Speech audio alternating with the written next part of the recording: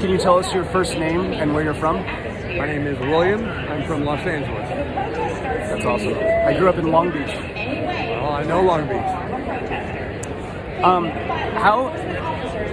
How does President Trump speak to you and your beliefs? He is the epitome of the national leader we need right now. He's a deep genius. He has a huge heart, a man of tremendous spirituality, very good, ethical man, and a very powerful man, and a deep genius at getting things done. And his vision is deep and clear. I'm in constant awe of this man. He speaks to the deepest part of me, and so I couldn't be more proud of having him be our president. I really like your answer on that. How has Trump's presidency affected your life? It's affected me by redefining who I am as a person. He has caused me to see my own potential more deeply and affected me that way.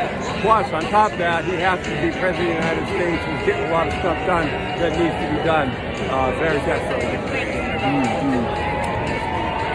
What is something that President Trump has said or done that you disagree with? Some of his appointments, like Bill Barr. I'm not happy with Bill Barr, but at the same time, I realize he's got to get past the swamp in the Senate. There's a lot of GOP corruption in the Senate. He has to get past that, and he's walking a tightrope. I think he did not understand the legal part as well as he understood the economic part. He walked into the White House. I think he had much deeper understanding of the economics and the trade deals and what to do with Treasury and commerce and all of that than he did about the legal part and getting. I don't think he understood how deep the swamp actually was. I don't think any of us did. And the corruption, the deep state is so profound. I've been studying this for 20 years, and he has shined so much light on it. I don't think he knew. It's taken him by surprise. A lot of people around him, people turning against him because they were planted there, and he was a little bit naive in some of his appointments.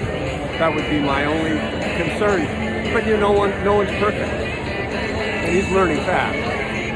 I really like that answer.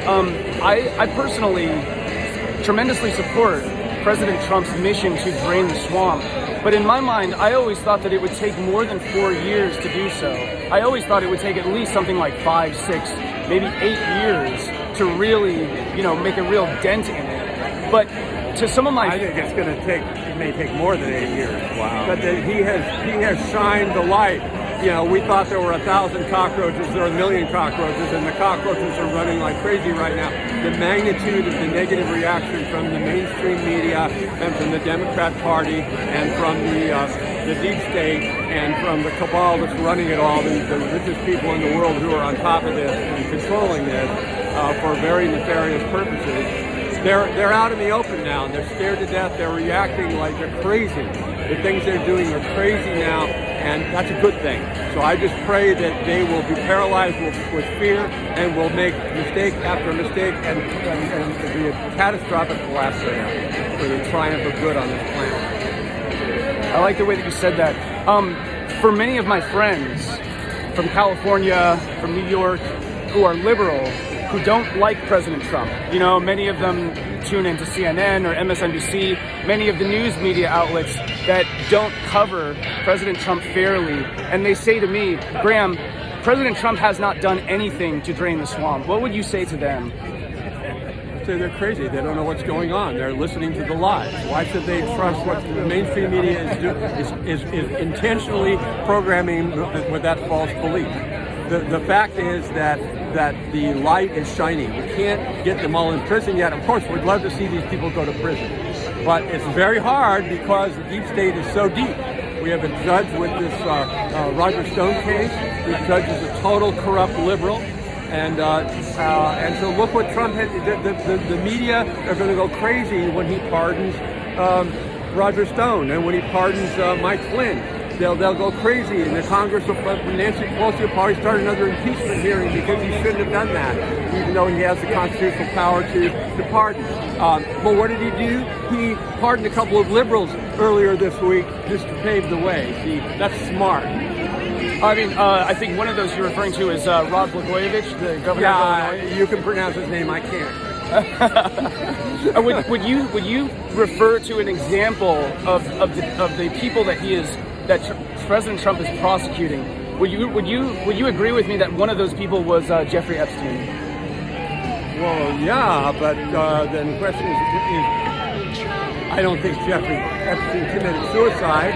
I'm about 50%. I don't know whether he's dead or not, or whether he was pulled out alive and living somewhere else. I don't know what. I don't know what the truth is.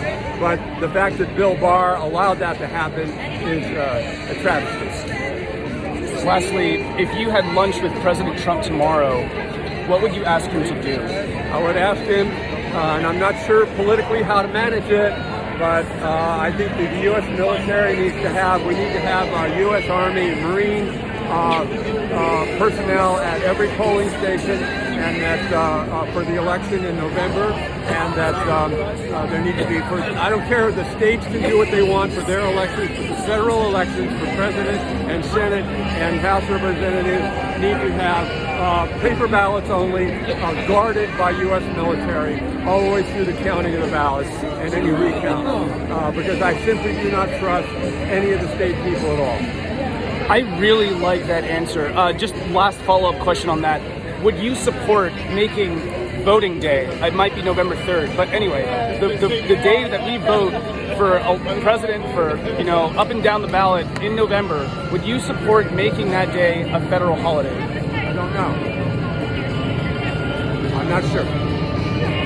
Thank you so much for sharing your perspective with us. Okay.